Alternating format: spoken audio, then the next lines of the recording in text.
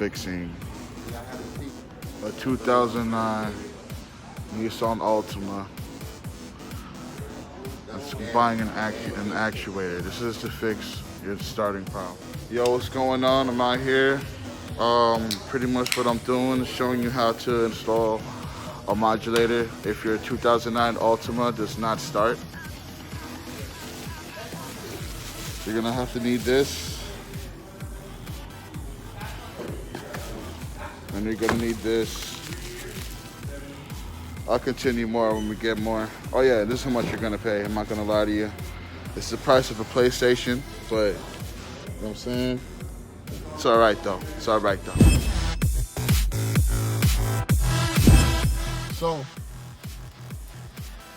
if you're anything like me, and you tapped on this to start up your Altima, it wears out, ladies and gentlemen. So the faster you get it fixed, the better. So the only tools I really ultimately have is this flathead and some ratchets. This is the part that you need, ladies and gentlemen. This is for your key, and this one, ladies and gentlemen, is for,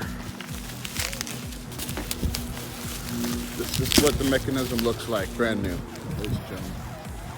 This costs $499. So the first thing you're gonna have to do, you're gonna have to remove these brackets. Huh? You take these bolts off so I can get to this mechanism here. What came out, ready for the new install. Putting this bad boy in, right, successful install. Now, don't forget y'all, when you install it, you got to program your key. Put your bracket back on, and after everything's installed, you put everything back. I got a little lazy, I left the rack back out, forget it, who cares? And here we go, moment of truth, baby. And that, ladies and gentlemen, it is how you install